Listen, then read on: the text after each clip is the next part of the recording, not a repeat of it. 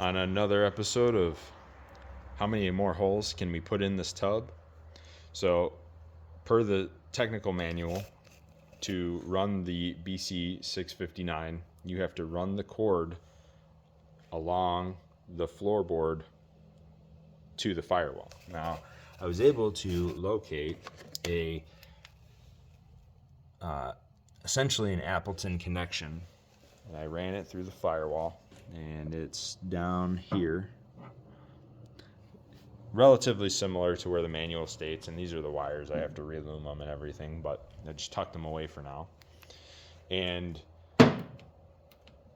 post 1943, they had a junction block, and if you don't know what the junction block is, it was right here, and the radios would get mounted on the passenger fender, and they would run down into that junction block, which would ground itself to the Jeep, and then have a wire from the battery already connected. So it was a lot easier to set up a radio.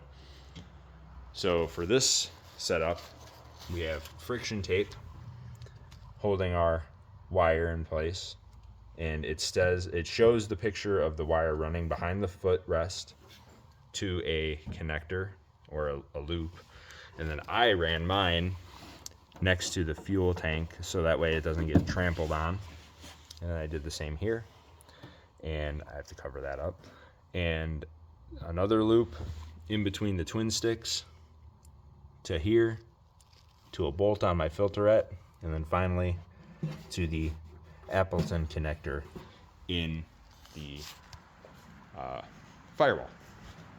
And if you are trying to do this, the Appleton connector you need that I found at Home Depot is this guy right here. And you'll need these lock nuts, and then just a step bit. I used a step bit for it, and I think it went to 13/16, and we were good.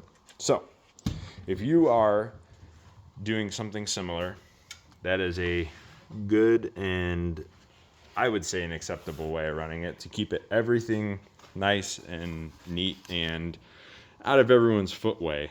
So thanks.